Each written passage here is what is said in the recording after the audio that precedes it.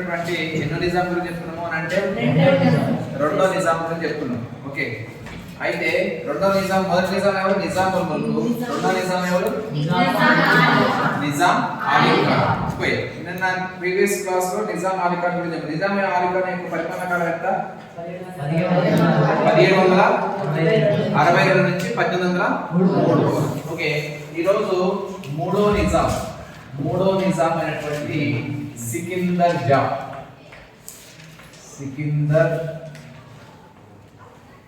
జా ఇతని యొక్క పరిపాలనా కాలం వచ్చేసి 1803 నుంచి 1829 వరకు పరిపాలన చేస్తాడు.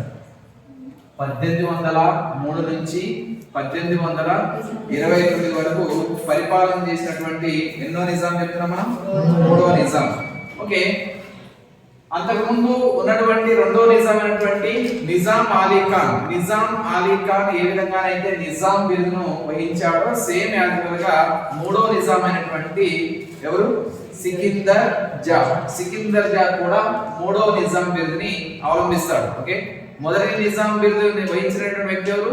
మొదటి నిజాం అయినటువంటి నిజాం ఉల్ ముల్క్. రెండో నిజాం బిరుదును వహించిన వ్యక్తి ఎవరు? నిజాం అలీ ఖాన్. ఇక మూడో రాజు లేదా మూడో నిజాం బిరుదును వహించినటువంటి వ్యక్తి ఎవరంటే సికిందర్ జా. ఇక్కడ నేను నిజాం సికిందర్ జా అని రాయలేదు, అందుకే డౌట్ పడవద్దు అనే ఉద్దేశంతో మళ్ళీ చెప్తున్నాను. అంటే సికిందర్ జా మూడో బిరుదును కూడా, అంటే మూడో నిజాం రాజుగాను మూడో నిజాం బిరుదుగాను వహించినటువంటి మూడో రాజుగా ఎవరున్నారు అంటే సికిందర్ జా అని చెప్పుకోవచ్చు. సరే, ఇతని కాలంలో ఏం జరిగింది అంటే ప్రాముఖ్యమైన ఒక విషయం ఇక పాయింట్ వైజ్ చెప్తున్నాం. ఫస్ట్ పాయింట్ ఏంటంటే ఇతని కాలంలో బ్రిటిష్ వారి యొక్క ఆధిపత్యం అనేది పెరిగింది. బ్రిటిష్ వారి యొక్క ఆధిపత్య ధోరణి అంటే ఆధిపత్యం అంటే వారి యొక్క అధికారం అనేది ఎక్కువైపోయింది. ఆల్రెడీ లాస్ట్ క్లాస్ లో మనం చూసుకున్నాం. ప్రీవియస్ క్లాస్ లో ఏం చేసినాం? నిజాం అలీ ఖాన్ కాలంలోనే ఏం చేశారు? బలవంతంగా ఎన్ని ఒప్పందాలు చేశారు? దాదాపుగా చెప్పాను 6 ఒప్పందాలు చేయించుకున్నారు. ఎవరితో? రెండో నిజాం అంటే నిజాం అలీ ఖాన్ తో. అదే విధంగా ఈ మూడో నిజాంతో వచ్చినటువంటి సికిందర్ జా వచ్చే సమయానికి ఇక ఇతని పరిపాలనా కాలంలో ఎవరి యొక్క ఆధిపత్యం చలామణి అయిందంటే బ్రిటిష్ వారి యొక్క ఆధిపత్యం అనేది చలామణి అయింది. సరే, దానికి గాను ఇక ఒక ఎగ్జాంపుల్ చెప్పుకున్నట్టయితే ఇక్కడ బ్రిటిష్ వారికి యుద్ధాలు అంటే ఎవరి కాలంలో? సికిందర్ జా కాలంలో ఒక యుద్ధం జరుగుతుంది. ఆ యుద్ధం ఎవరి మధ్య జరుగుతుందంటే బ్రిటిష్ వారు మరియు వర్సెస్ మరాఠులకు యుద్ధం జరుగుతుంది. గుర్తుపెట్టుకోండి, బ్రిటిష్ వారి యొక్క ఆధిపత్యం చలామణి అవుతుంది మూడో నిజాం అయినటువంటి సికిందర్ జా కాలంలో. అయితే మూడో సికిందర్ జా పరిపాలనా కాలంలో ఒక యుద్ధం జరుగుతుంది. ఆ యుద్ధం ఎవరెవరి మధ్య జరుగుతుంది అంటే బ్రిటిష్ వారికి మరియు మరాఠులకు జరుగుతుంది. చూడండి, ఇక్కడ బ్రిటిష్ వారికి ఎవరెవరి మధ్య? మరాఠులకు యుద్ధం జరుగుతుంది. ఈ యుద్ధంలో బ్రిటిష్ వారు మరాఠు జరిగితే బ్రిటిష్ వారికి ఎవరు సహాయం చేయాలి? మూడో నిజాం అయినటువంటి సికిందర్ జా సచ్చినట్టు చేయాలి. సారు యాడికి పోయినా సారు బ్రిటిష్ వాడు ఎక్కడ యుద్ధానికి పోయినా కొట్లాడకు పోయినా ఎవరు సహాయం చేయాలి అంటే సికిందర్ జా అంటే మూడో నిజాం లేదా నిజాం రాజు సహాయం చేయాలి. అందులో భాగంగా ఈ యుద్ధంలో నిజాంకి ఇష్టం లేదు. ఏంది? ఎవరికి సహాయం చేయడం? బ్రిటిష్ వారికి సహాయం చేయడం అంటే ఇష్టం లేదు. ఇష్టం లేకపోయినా సచ్చినట్టు వీళ్ళతో ఏం చేయాలిగా? సావాసం చేయాలి. సావాసం అంటే మన భాషలో ఏం చెప్పాలిగా? ఇష్టం ఉన్నా లేకపోయినా సికిందర్ జా బ్రిటిష్ వాడికి సహాయం చేయాలి. చేయకపోతే ఏం చేస్తాడు బ్రిటిష్ వాడు? మళ్ళీ అతనికి ఏదో ఒక తిరకాసో లేకపోతే ఏదైనా చేసి తన రాజ్యం మీద సింహాసనం మీద కూర్చోకుండా చేస్తారనే ఉద్దేశంతో సికిందర్ జా ఏం చేస్తున్నాడు? ఇష్టం లేకపోయినా ఇతనితో లేదా ఈ యుద్ధంలో పాల్గొనాల్సి వచ్చింది. అయితే ఒక విషయం ఏంటంటే సికిందర్ జాకి ఒక స్నేహితుడు ఉన్నాడు. సికిందర్ జాకు ఒక స్నేహితుడు ఉన్నాడు. అతని పేరు ఏంటంటే రాజా మహపతి రామ్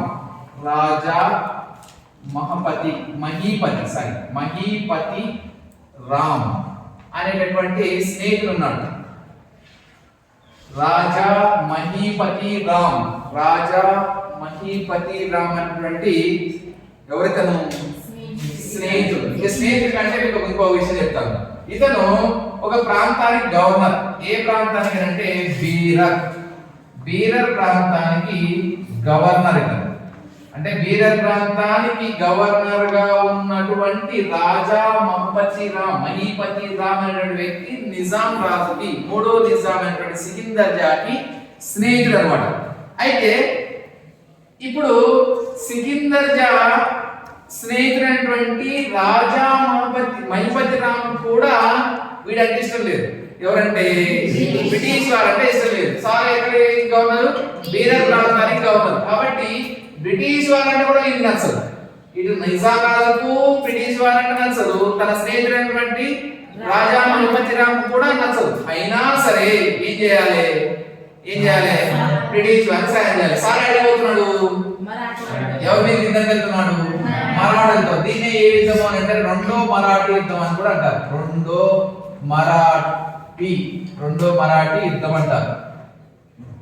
ఓకే, అంటే బ్రిటిష్ వారు మరాఠీ ప్రాంతం మీద యుద్ధానికి వెళ్తున్నారు. ఆ యుద్ధం ఎన్నో యుద్ధము అంటే రెండో మరాఠీ యుద్ధం అంటారు. దీన్ని కూడా ఇంకో రకం కూడా చెప్పాలి అంటే అస్సాం యుద్ధం అని కూడా అంటారు. ఏమంటారంటే అస్సాం యుద్ధం అని కూడా అంటారు.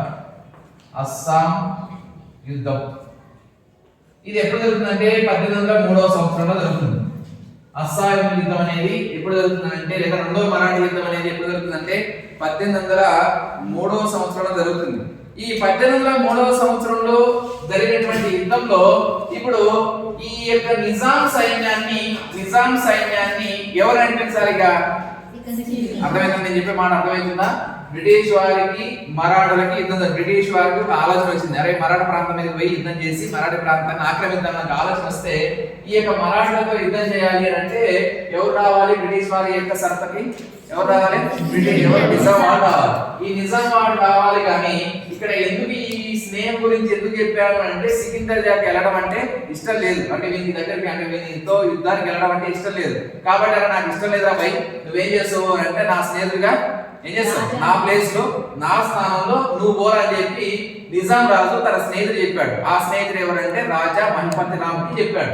అందులో భాగంగా ఈ నిజాం యొక్క సైన్యాన్ని యాక్చువల్ గా నడిపించాల్సింది ఎవరు అంటే నిజాం రాజు అనేటువంటి సికిందర్ జా నడిపించాలి. కానీ ఆ స్థానంలో ఎవరు నడిపిస్తున్నారు? రాజా మహిపతి రామ్ అనేటువంటి వ్యక్తి ఈ యొక్క నిజాం సైన్యాన్ని నడిపించి, ఇంతే కాకుండా బ్రిటిష్ వారికి సహాయం చేస్తూ ఈ బ్రిటిష్ వారు మరియు రాజా మహిపతి రామ్ ఇరువురు కలిసి ఏం చేశారు? రెండో మరాఠీ యుద్ధంలో పాల్గొన్నారు. ఈ రెండో మరాఠీ యుద్ధం ఎప్పుడు జరిగిందని చెప్తున్నాను? 1803వ సంవత్సరంలో జరుగుతుంది. అంతమాత్రమే కాకుండా డేట్ వచ్చేసి సెప్టెంబర్ 23వ తారీఖున జరుగుతుంది. సెప్టెంబర్ 23వ తారీఖున జరుగుతుంది ఈ యుద్ధం. 1803 సెప్టెంబర్ 23వ తారీఖున జరిగినటువంటి రెండో మరాఠీ యుద్ధంలో లేదా అస్సాం యుద్ధంలో ఇక ఎవరు ఓడిపోతారు? మరాఠాలు ఓడిపోతారు. గెలిచింది ఎవరు అంటే బ్రిటిష్ వారు గెలుస్తారు. ఓకే, బ్రిటిష్ వారు గెలుస్తారు, మరాఠాలు ఓడిపోతారు. ఓడిపోతారు కానీ ఇవాళ సంతోషం ఉంటారు ఎవరికి? నిజాం రాజు కావచ్చు, రాజా మహిపతి రామ్ కావచ్చు. సంతోషం ఉందా? ఒక రాజు మీద, ఒక రాజ్యం మీద, లేదంటే ఒక యుద్ధంలో గెలిచాడు అంటే రాజుకు ఎక్కడైనా సంతోషం ఉంటది. ఎందుకు అంటే ఒక గొప్ప రాజుతో, గొప్ప సైన్యంతో పోరాడి గెలిచినాను. కానీ వీళ్ళకి సంతోషం లేదు ఇద్దరికి. ఎందుకు అంటే గెలిస్తే వచ్చేదేముంది, ఓడిపోతే వచ్చేదేముంది.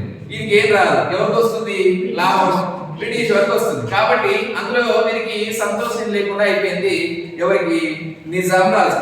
సరే, నిజాం రాజుకి ఇక్కడ అర్థమైంది. నిజాం రాజు తర్వాత మరియు రాజా మహిపతి రామ్ కి ఇరువురు స్నేహితులని ఎవరు తెలిసింది అంటే బ్రిటిష్ వారు తెలిసింది. అయితే ఇక్కడ ఒక అంశం ఏంటంటే ఈ యుద్ధంలో పాల్గొనడానికి, అంటే బ్రిటిష్ వాడు మరాఠాల మీద యుద్ధం చేయడానికి వెళ్ళడానికి ఇష్టం లేదనే విషయం వీరికి తెలిసింది. ఎవరికి? బ్రిటిష్ వాడు తెలిసింది. అంటే వీడి యొక్క పాపం అంటే యుద్ధం అయిపోయేంత వరకు ఓపిక పెట్టిండు ఎవరు?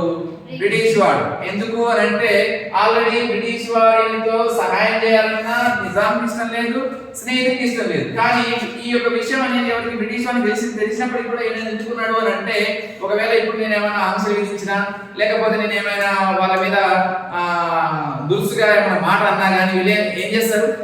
సహాయం చేయడం వెనక్కి తీసుకుంటారు. అంటే సహాయం చేయకపోవడం వల్ల ఏమైతుంది? ఓడిపోతారు. అందుకనే వాళ్ళని డిసప్పాయింట్ చేయదని మహానుభావుడు తెలుగులో మామూలుగా కాదు. కాబట్టి డిసప్పాయింట్ చేయకుండా ఎప్పుడైతే యుద్ధంలో గెలిచారో, గెలిచిన తర్వాత చర్య తీసుకుంటున్నాడు.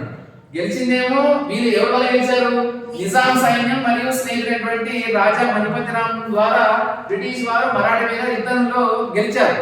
కానీ వీళ్ళ యొక్క సాయం లేకపోతే గెలిచేవాడు కాదు. గెలిచినటువంటి వారికి ఏం చేయాలి? సంతోషంగా గిఫ్ట్ ఇవ్వాలి, లేకపోతే ఏదైనా ప్రాంతం ఇవ్వాలి, వచ్చిన ధనంలో ఇంత వాడ తీసుకోవాలని వీరికి చెప్పాలి. కానీ ఏం చేస్తున్నాడు? రాజా మహిపతి రామ్కి మరియు సికిందర్ జాకి వార్నింగ్ ఇస్తాడు. వార్నింగ్ ఇవ్వడం అంటే ఏంటి? ఇద్దరి మధ్య వార్నింగ్ ఇవ్వడం అంటే ఏంటంటే, ఇక సికిందర్ జా మరియు రాజా మహిపతి రామ్ ఇరువురు మధ్య స్నేహ సంబంధం అనేది బలపడింది. కాబట్టి ఈ బ్రిటిష్ వారికి సహాయం అంటే మాకు సహాయం చేయడానికి మీరు నిరాకరిస్తున్నారని తెలిసి ఏం చేస్తారు అంటే, వీరిద్దరి చేత లేదంటే ఈ ఇద్దరు ముఖ్యమేం కాదు, ఇద్దరు ముఖ్యం కాబట్టి 3 డిసెంబర్ 15వ తారీఖున ఈ ఒప్పందం. యుద్ధమేమో 1803 సెప్టెంబర్ 23. ఒప్పందం ఎప్పుడు జరుగుతుంది? 1803 మళ్ళీ డిసెంబర్ 15వ తారీఖున బలవంతంగా ఒప్పందం చేయిస్తారు. ఎవరు చేయిస్తారు అని అంటే, ఎవరు చేయిస్తారు సార్? బ్రిటిష్ వాడు అంటున్నాం కదా. అప్పుడు బ్రిటిష్ గవర్నర్ జనరల్ గా ఉన్నటువంటి వ్యక్తి ఎవరంటే వెల్లెస్లీ. ఇతని గురించి నేను చెప్పాను మీకు, ఓకేనా? అంటే బ్రిటిష్ అధికారి ఎవరు? వెల్లెస్లీ. అంటే దీన్ని బట్టి అర్థమైంది, బ్రిటిష్ వారికి సహాయం చేయాలనే ఉద్దేశం కానీ ఇష్టం లేదు అనే విషయం ఈసారి తెలిసింది. గవర్నర్ జనరల్ అయినటువంటి వెల్లెస్లీ తెలిసింది. కాబట్టి ఈ వెల్లెస్లీ ఏం చేస్తున్నాడు? అరే మీరిద్దరు కలిసి మా మీద ఈ విధంగా ఉంటారా, కుట్రమంటారా అని చెప్పి వెల్లెస్లీ ఏం చేశాడు? నిజాం రాజుని ఇష్టం లేకపోయినా ఏం చేశారు? ఒక ఒప్పందాన్ని చేయించడం జరిగింది. ఆ ఒప్పందం ఏంటంటే మనం ఏం చేయాలి? బలవంత ఒప్పందం అని పెట్టుకున్నాం పేరు. బలవంత ఒప్పందం ఏం చేశాడు? 1803 డిసెంబర్ 15వ తారీఖున ఈ ఒప్పందం జరుగుతుంది. ఈ ఒప్పందంలో ఏమున్నది సార్ అని అంటే, పూర్వం అంటే రెండో నిజాం కాలంలో ఏవైతే ఆంక్షలు విధించారో అవన్నీ కూడా మళ్ళీ యథాతథం అంటే దాంట్లో ఏ కన్సంట్రేషన్ లేదు. అంటే ఏవి కూడా తగ్గింపు గానీ తగ్గించేది గానీ పన్నులు గానీ ఏమి లేవు. మళ్ళీ పూర్వం ఏవైతే మీ నాయన గాని మీ తాత గాని చేసినటువంటి ఒప్పందాలు ఏవైతే చేస్తున్నారో అవన్నీ కూడా మళ్ళీ ఏం చేయాలి? అవన్నీ కూడా అమలు చేయబడతాయి అని చెప్పి 1803 డిసెంబర్ 15వ తారీఖున జరిగినటువంటి ఒప్పందంలో ఏం చేశారు? యథాతథంగా పూర్వ ఒప్పంద నియమ నిబంధనలు యథాతథంగా కొనసాగుతాయి అని చెప్పినటువంటి గవర్నర్ జనరల్ ఎవరు అంటే లార్డ్ వెల్లెస్లీ చెప్పడం జరిగింది. సరే, ఇది మొదటిది. ఇక రెండోది ఏంటంటే, రెండో అంశం మొదటి అయిపోయింది కదా. మొదటి ఏం చెప్పినాం మనం? మొదటి పాయింట్ ఏం చెప్పుకున్నాం? బ్రిటిష్ వారి యొక్క ఆధిపత్యంలో భాగంగా ఒక యుద్ధం చేస్తారు. ఆ యుద్ధంలో ఇష్టం లేనటువంటి యుద్ధం చేసి మొత్తానికి గెలుస్తారు. ఎవరు? బ్రిటిష్ వారితో సహాయం చేసినటువంటి నిజాం వారు. ఇక రెండో అంశం, రెండో పాయింట్. మొదటి పాయింట్ అయిపోయింది. రెండో పాయింట్ ఏంటంటే, సికిందర్ జా ఇక నాకు తోడు కావాలనుకున్నాడు ఏమో పాపం సార్ ఏం చేశాడు? తన స్నేహితుడు ఎవరు? మహిపతి రామ్, రాజా మహిపతి రామ్ ని ఏం చేశాడంటే రాజ్యానికి ప్రధానమంత్రి చేసింది. బీరర్ గవర్నర్ పోయి బ్రాండ్ వచ్చింది. సార్ నేను తెచ్చుకున్నాడు, కోటకు తెచ్చుకున్నాడు. కోట కంటే తన రాజ్యాన్ని తెచ్చుకుని ఏం చేశాడు? ప్రధానమంత్రి చేసింది. ఓకేనా? అర్థమైందా? రెండో పాయింట్. ఫస్ట్ పాయింట్ అయిపోయింది, రెండో పాయింట్ చెప్తున్నాను. రెండో విషయం ఏంటంటే, నిజాం తన స్నేహితుడైనటువంటి మహిపతి రామ్ను ఏం చేశాడు అంటే ప్రధానమంత్రిగా చేసుకున్నాడు. ఈ ప్రధానమంత్రిని ఏమంటారు అంటే పేష్కర్ అంటారు. ఉర్దూలో పేష్కర్ ఏమని పిలుస్తారంటే పేష్కర్. ఓకేనా? అంటే పేష్కర్ గా చేసుకున్నాడు అంటే మీకు అర్థం కాదని చెప్పి డైరెక్ట్ గా చెప్తున్నా, ప్రధానమంత్రిగా చేశాడు. ఓకేనా? రైట్. అంటే మహిపతి రామ్ని సికిందర్ జా మూడో నిజాం అయినటువంటి సికిందర్ జా తన స్నేహితుడైనటువంటి ఎవరు? మహిపతి రామ్ని ఏం చేశాడు? పేష్కర్ గా చేసుకున్నాడు లేదా ప్రధానమంత్రిగా చేసుకున్నాడు. ప్రధానమంత్రిగా నియమించేసరికి ఇక ఇష్టం ఎవరికి కావాలి? ఫస్ట్ రాజుకు కావాలి. కానీ ఇతని ప్రధానిగా చేయడం ఎవరికి ఇష్టం లేదు? బ్రిటిష్ వారికి ఇష్టం లేదు. ఇంకా బ్రిటిష్ వారికి ఇష్టం లేకపోతే అరే మమ్మల్ని అడగకుండా నువ్వు ప్రధానమంత్రి చేస్తావని ఇష్టం వచ్చినట్టే అని చెప్పి మాకు నచ్చలే. ఎవరు నచ్చలే? మహిపతి రామ్ అనేటువంటి వ్యక్తి నచ్చలేదు, నువ్వు పెట్టడానికి వీలేదని చెప్పి ఎవడు? చూడండి ఎంత దారుణం చూడండి. రాజ్యమేమో ఎవరిది? నిజాములది. ప్రాంతం ఎవరిది? నిజాములది. కానీ ఈడెక్కడోడు? బయట దేశం వాడు బ్రిటిష్ వాడు వచ్చి ఏం చేస్తాడు హైదరాబాద్ లో వీడి మీద పెత్తనం చేస్తుంది. వీడు ఎక్కడోడో ఓకేనా వచ్చి ఎవరి మీద అంటే వీడు అంటే దీన్ని బట్టి మీకు ఏమర్థమవుతుంది, రాజు ఏమైనా నిర్ణయం తీసుకోవాలన్నా స్వేచ్ఛగా తీసుకోలేకపోతున్నాడు. ఏదైనా పని చేయాలన్నా కానీ సైన్యం మీద ఆజమాయిషి కానీ ఏం చేయలేదు. అంటే దీన్ని బట్టి అర్థమైంది బ్రిటిష్ వాడి చేతిలో వీడు కీలుబొమ్మ. ఎవరు?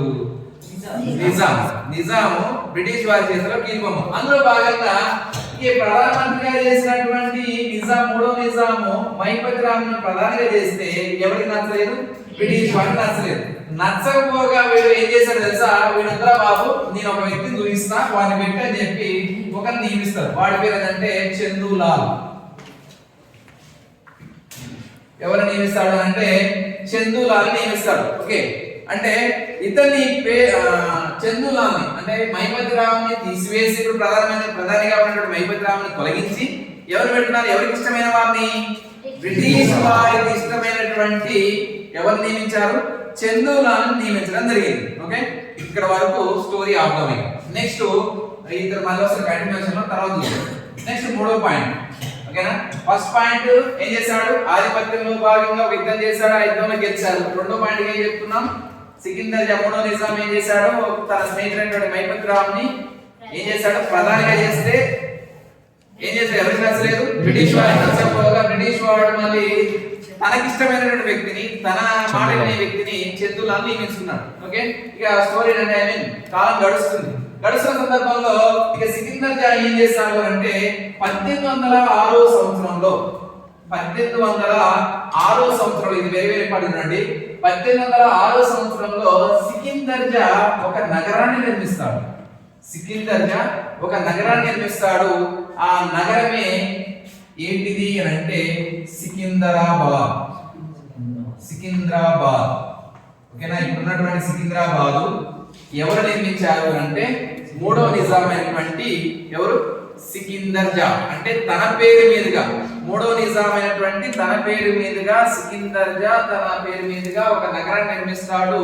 ఏ నగరం అంటే సికింద్రాబాద్. ఎప్పుడు ఏర్పాటు చేయబడింది ఇది? ఇక్కడ నగరం నిర్మించబడిందంటే 1806 సంవత్సరంలో ఈ యొక్క సికింద్రాబాద్ నగర నిర్మాణం అనేది జరిగింది.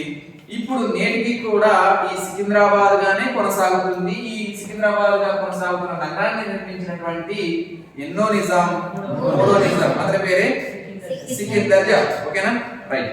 ఇక నెక్స్ట్ నాలుగో పాయింట్.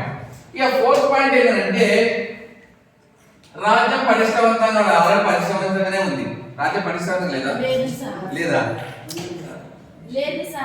పటిష్టవంతంగా లేదా? వీడు బ్రిటిష్ వాడు పటిష్టవంతంగానే ఉన్నాడు. రాజ్యం అనేది పటిష్టవంతంగానే ఉంది. ఎలా అంటే వాడు నిజాము 1,00,000 మంది సైన్యం తెచ్చుకున్నా వీళ్ళు 2,00,000 సైన్యం తెచ్చుకుంటాడు. ఇంకా మరి ఎవరి ఆధిపత్యం ఉండదు? బ్రిటిష్ వారినే ఉండదు. కాబట్టి రాజ్యం బ్రిటిష్ వారి యొక్క సైనిక పోషణ వల్ల ఆల్రెడీ రెండో నిజాం ఎవరు? నిజాం అలీ ఖాన్. ఈ రెండో నిజాం అలీ కాలంలో ఏం జరిగింది? ఒక సైనిక పోషణ కోసం ఒక సైన్యాన్ని ఏర్పాటు చేసుకున్నారు. ఆ సైన్యాన్ని ఏం చెప్పారు? సైన్యాన్ని ఏర్పాటు చేసుకునే కాకుండా ఆ సైనిక పోషణకి అయ్యే ఖర్చంతా కూడా ఎవరు భరించాలి? నిజాం కాలం భరించాలని చెప్పారు. నిజాం కాలం ప్రీవియస్ క్లాస్ లో అయితే ఇందులో భాగంగా సైనిక పోషణ వల్ల నిజాంకి లాభం వస్తుందా నష్టం వస్తుంది. ఈ నష్టానికి సైనిక వ్యయం బాగా పెరిగింది. సైనిక వ్యయం అంటే సైనిక ఖర్చులు అనేవి బాగా పెరగడం వల్ల ఈ యొక్క ఖర్చులు పెరిగినటువంటి ఈ యొక్క ఖర్చుని తగ్గించడం కోసం చర్యలు చేపడతారు. ఎవరు? బ్రిటిష్ వారు. చూడండి సైనికులు ఎవరు? బ్రిటిష్ వారి సైనికులు. ఖర్చు ఎవరిది? నిజాం. ఆ ఖర్చును తగ్గించడం కోసం మళ్ళీ ఎవరు చర్యలు తీసుకుంటారట? బ్రిటిష్ వాడు చర్యలు తీసుకుంటున్నాడు. ఆ బ్రిటిష్ వాడు చర్యలు తీసుకునేది ఏంటిది అంటే ఇక్కడ ఒక అధికారిని నియమిస్తాడు. 1811 సంవత్సరంలో నిన్న ఒక రెసిడెన్సీని ఏర్పాటు చేశారని చెప్పారు. రెసిడెన్సీ ఎక్కడ ఏర్పాటు చేశారు? Very good. కోటి ఎవరన్నది? కోటి రెసిడెన్సీ. ఓకేనా. కోటి రెసిడెన్సీ మొదటి పాలకుడు ఎవరని చెప్పారు? ఈ కోటి రెసిడెన్సీ మీద మొదటి పాలకుడు ఎవరు? జేమ్స్ అనేటువంటి వ్యక్తి అని చెప్పారు. కోటి రెసిడెన్సీ ఇప్పుడు ఇక్కడ ఏం చెప్తున్నాడు అంటే అంశము 1811 సంవత్సరంలో సికింద్రాబాద్ పరిపాలనా కాలంలో 1811 సంవత్సరంలో కోటి రెసిడెన్సీ మీద ఒక వ్యక్తిని నియమిస్తారు. ఆ వ్యక్తి పేరు ఏంటంటే కొత్త అధికారి, అతని పేరు హెన్రీ రసెల్స్. Henry Russell's. కోటి రెసిడెన్సీ మీద ఒక రెసిడెంట్ ని నియమిస్తున్నారు. అధికారం ఏమంటారని చెప్పాను, రెసిడెంట్ అన్నాను. రెసిడెంట్ ని నియమిస్తున్నారు. దేని మీద? కోటి రెసిడెన్సీ మీద రెసిడెంట్ గా ఎవరు నియమించబడ్డారు? హెన్రీ రసెల్స్ అనే వ్యక్తి నియమించబడ్డాడు. ఏ సంవత్సరంలో అంటే 1811 సంవత్సరంలో ఈ హెన్రీ రసెల్స్ అనేవాడు నియమించబడతాడు. నియమించినటువంటి అంటే ఇతను నియమించబడగానే ఇతను ఏం చేస్తాడు అంటే ఒక సైనిక దళాన్ని ఏర్పాటు చేస్తాడు. ఈసారి ఏం చేస్తున్నాడు?